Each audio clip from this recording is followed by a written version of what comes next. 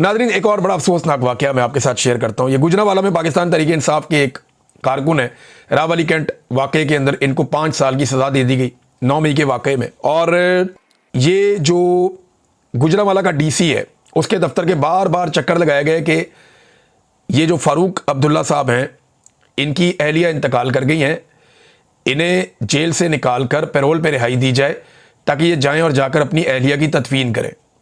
लेकिन बार बार डीसी गुजरांवाला के दफ्तर के चक्कर लगाए गए, बात नहीं बनी तो फिर इनकी अहलिया को दफना दिया गया। मैं सिर्फ आपको याद दिलाऊं कि नवाज शरीफ साहब की अहलिया जब इंतकाल कर गई थी तो ना सिर्फ बगैर पूछे और बगैर रिक्वेस्ट के उनको पैरोल दी गई, सबको उन्हें पहुंचाया गया, बल्कि इमरान खान साहब ने इंसानी हमदर्दी के तौर पे 3 दिन तक उनकी रिहाई को मज़ीद एक्सटेंड कर दिया कि मज़ीद 3 दिन तक वो फातह ख्वानी अपने मिलने वालों को, फैमिली वालों को, सबको मिलें, वो वहाँ पे रहें। पूरी फैमिली के लिए इमरान खान साहब ने ये गुंजाइश निकाल कर दी थी। ये थी इंसानी हमदर्दी। और आज वही नवाज शरीफ, उसकी बेटी मरियम, ये सारे इक़्तिदार में है और बड़े खुशबाश हैं। नवाज शरीफ मिला अपने साथियों को और नवाज शरीफ ने कहा जी अब तो गिलगित बल्तिस्तान और आज़ाद कश्मीर भी हम जीतेंगे। और वैसे भी एस्टेब्लिशमेंट ने फैसला कर लिया है कि नून लीग की झोली में सारा कुछ डालना है और यही लंदन प्लान का हिस्सा है। आसिम मुनीर साहब को एक्सटेंशन और इस्तिस्ना भी मिल गया, इसी चक्कर में 5 साल के लिए मजीद उनको लाया गया है। तो अब आज़ाद कश्मीर की और गिलगित बल्तिस्तान की हुकूमत भी नून लीग को बनाकर दी जाएगी, नवाज शरीफ साहब को राजी रखा जाएगा। तो ये जुल्म की इंतहा है जो एक और कारकुन के साथ की गई। कई लोगों की माएँ फौत हो गई, उनको नहीं जाने दिया, कईयों के बच्चे फौत हो गए, कईयों के वालिद फौत हो गए, अब इनकी अहलिया फौत हो गई हैं। इनके अंदर बिल्कुल इंसानी हमदर्दी बाकी नहीं रही।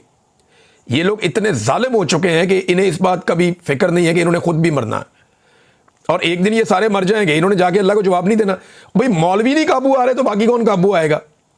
ये आप देखें ना, यहां मौलवियों का मुकाबला चल रहा है। ये हुक्मरानों के टुकड़ों में पलने वाले रातबखोर मौलवी हैं। इनका जनाब मुकाबला चल रहा है जूते पॉलिश करने का।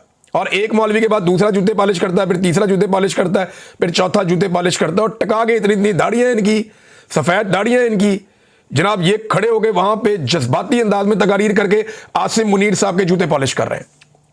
सामने मेहमान खुसूसी आसिम मुनीर साहब बैठे हुए हैं, मौलवी सारे लाइन से बैठाए हुए हैं और वो एक एक करके उठते हैं और आसिम मुनीर साहब के जमीन आसमान के कलाबे में लाते हैं तारीफ करने में। और वहां पे जज के तौर पे किसको बिठाया हुआ है कि कौन सा मौलवी सबसे अच्छी तारीफ करेगा, जूते पॉलिश करेगा। जूते पॉलिश करने में आलमी शोहरत याफ्ता शहबाज शरीफ साहब को वहां पे बिठाया हुआ है। अब तो आलमी मीडिया भी कहता है ना, मैं तो नहीं कहता, कि शू शाइन बॉय है ये। तो शहबाज शरीफ साहब वहां बैठ के अंदाजा लगा रहे हैं कि सबसे अच्छे जूते पॉलिश। मौलवियों के अंदर भी मुकाबला चल रहा है। एक मौलवी ऐसा खड़ा नहीं हुआ वहां पे जिसने उठकर यह कहा हो कि आर्मी चीफ साहब ये इस्तिस्ना क्या होता है। एक मौलवी उठता ना, उठकर खड़ा होता और वो इस्लाम का झंडा उठाता, जालिम हुक्मरान के सामने कलमा हक बयान करता। चलो और कोई बात ना करता, ये तो पूछता कि जनाब साहबा इकराम ने इस्तिस्ना नहीं लिया, खुलफा राशिदीन ने इस्तिस्ना नहीं लिया, अल्लाह के नबियों ने इस्तिस्ना नहीं लिया, आप कौन हैं जिसने गैर आईनी और गैर इस्लामी इस्तिस्ना ले लिया? एक मौलवी उठ के नहीं बोला। अंदाजा करें आप। और जो मौलवी इस बारे में बात करते हैं उनको मौका ही नहीं दिया गया। तो ये सारे रातबखोर मौलवी हैं, फ्रडिये मौलवी हैं, दरबारी मौलवी हैं, हुकूमत के टुकड़ों पे पलने वाले मौलवी हैं। इन्होंने हर मर्तबा हुक्मरानों और ताकतवरों के दरवाजों पर सजदा किया है।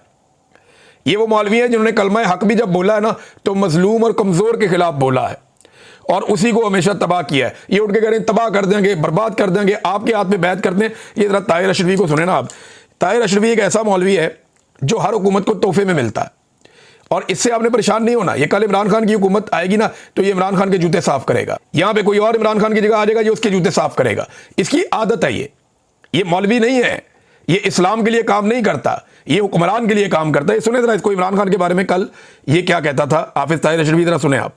हम आपके साथ हैं, मैं हमेशा कहता हूं, आज फिर कहना चाहता हूं, खुशामद क्या करनी, बुढ़ापे में आ गए। मैं उस इमरान खान को जानता हूं। उलमा, मेरे पास एक गवाही है आपके सामने देना चाहता हूं। 27 की रात थी, बैतुल्ला का जवार था, तहज्जुद का वक्त था, मैं और हजरत पीर साहब मौजूद थे जब बैतुल्ला के जवार में इमरान खान ने अपनी तकरीर उठा के साइड पे रखी जो वजारत खारजा ने लिख कर दी थी।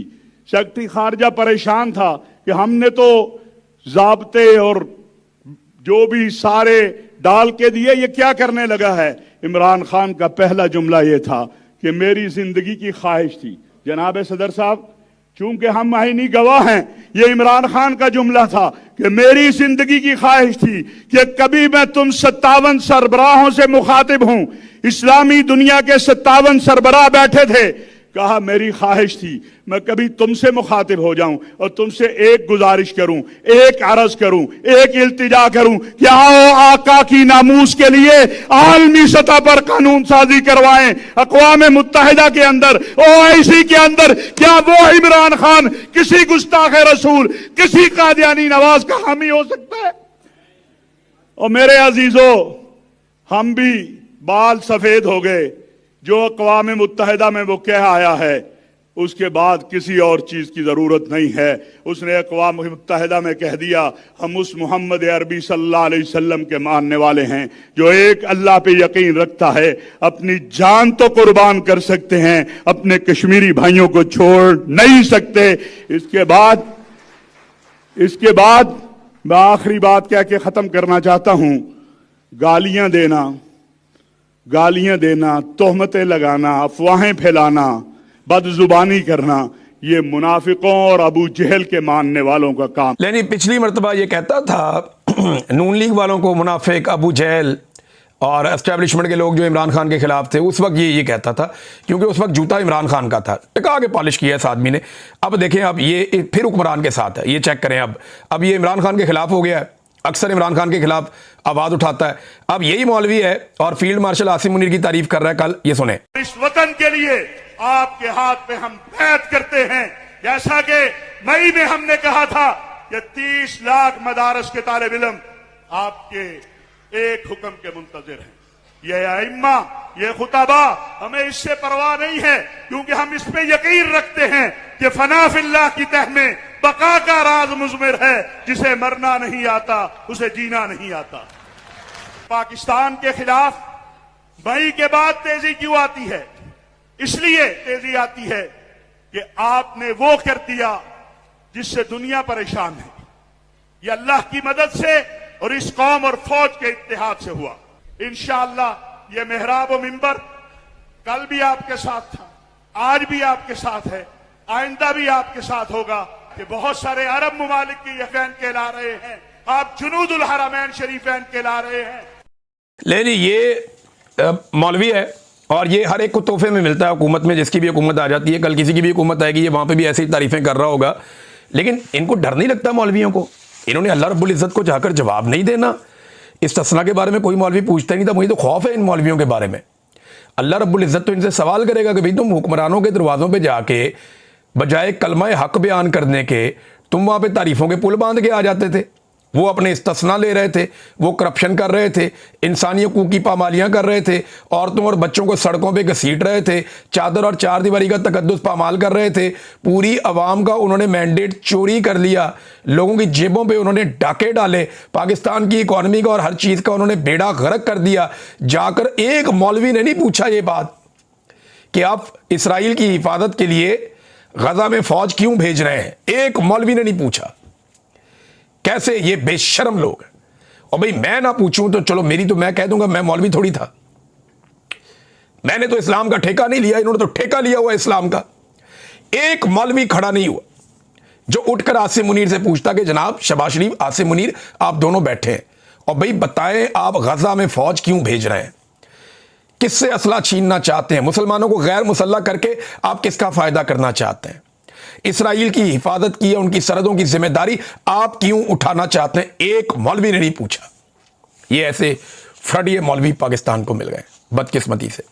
कुछ और खबरें हैं नादरीन, मैं आपके साथ शेयर कर देता हूं और बाकी चीजें आपको नेक्स्ट वीलॉग में बताऊंगा। मेरे पास काफी कुछ है अभी आपको बताने के लिए, बहुत सारी खबरें हैं, तकरीबन 15 के करीब खबरें थी। लेकिन अभी मैं आपको बताता हूं, शहबाज शरीफ ने आलमी सतह पे एक मरतबा फिर बेइज्जती करवा दी है। ये गए हुए हैं दौरे पे, वहां इनकी मुलाकात थी। एक तो इनको खड़ा करते हैं हमेशा पीछे दूर। अब ये कहेंगे पी से पाकिस्तान है तो पाकिस्तान की बारी पीछे दूर जाके आती है। नहीं जी, आर से रशिया भी है तो रशियन जो है, और टी से तुर्की भी है, और तुर्की और रशिया अगर पहली लाइन में खड़ा हो जाता है सामने आकर, तो पाकिस्तानी वजीर आज़म क्यों पीछे बढ़ जाता है। भाई इमरान खान को तो आगे रखते थे फ्रंट के ऊपर, वो अक्सर इमरान खान आगे नजर आ जाता था। कभी पीछे भी, लेकिन ज्यादातर आगे नजर आता था, बीच में नजर आता था, मरकज में नजर आता था, इज्जत देते थे उसे। शहबाज शरीफ को उठा के छोटा कहता, पीछे फेंकते, नजर भी नहीं आता। प्यूटन ने 40 मिनट इंतजार करवाया इंटरनेशनल मीडिया के मुताबिक। शहबाज शरीफ ने मिलना था, वहां चले गए।